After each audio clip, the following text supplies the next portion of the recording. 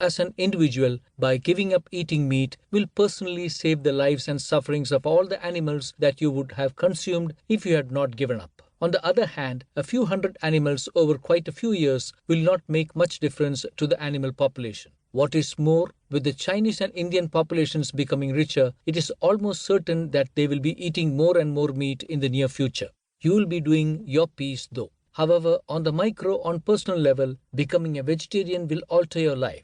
Those who have faith in detox diets say that lots of toxins that they say mount up in our bodies come from the hormones, pesticides and antibiotics that are in meat but ought not to be.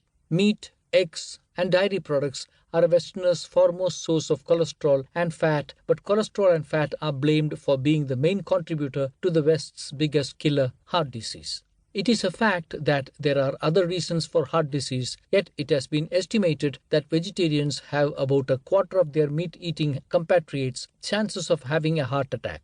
There is nothing per se incorrect with following a vegetarian regime if you are going to have a baby. Whether you were a vegetarian before you became pregnant or you have chosen to be a vegetarian now that you are pregnant, the problem is the same as that for all mothers to be, that is to say, to make certain that you and the baby get all the vitamins and nutrients that you both require. Even so, you will almost certainly have to take supplements to acquire enough vitamin B12 for an expectant mother. Luckily, your doctor will be keeping an eye on your vitamin B12 intake and he or she will be able to counsel you. You will also require lots of iron, which is also plentiful in meat and also in many vegetables. You have to have iron to keep your blood in decent shape, and a lack of iron shows up as anemia. Again, dark green, leafy vegetables are the recipe of the day here, as are beans, seeds, and nuts. Lifestyle alterations are the hardest ones to make, and one of the biggest lifestyle alterations that anyone can make voluntarily is to become a vegetarian. Frequently, individuals find it more comfortable to become part of a support group whilst making lifestyle alterations. Think of Alcoholics Anonymous, Weight Watchers, or giving up smoking.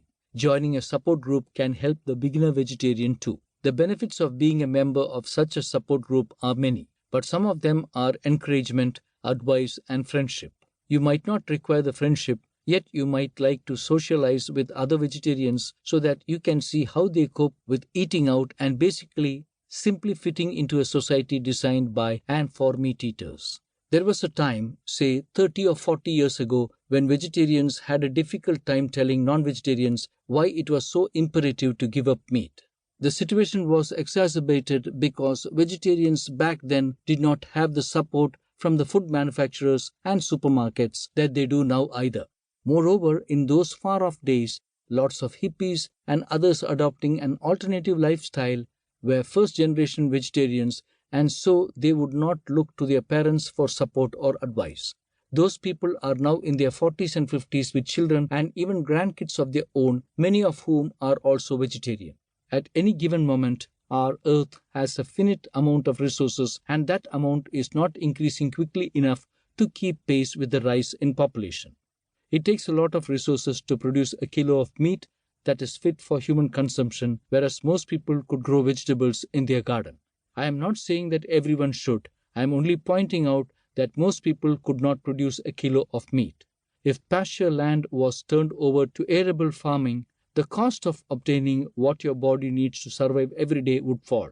It obviously makes more sense for us to get nourishment from plant proteins rather than growing grains and then feeding it to animals. Just think, every year people die from malnutrition, while others suffer from diseases made worse by eating meat. Then look where this happens. The former live in poor countries and the latter in the West. We could wipe out both problems in one stroke. And everyone can play a role by reducing the consumption of meat, or even better still, by becoming a vegetarian.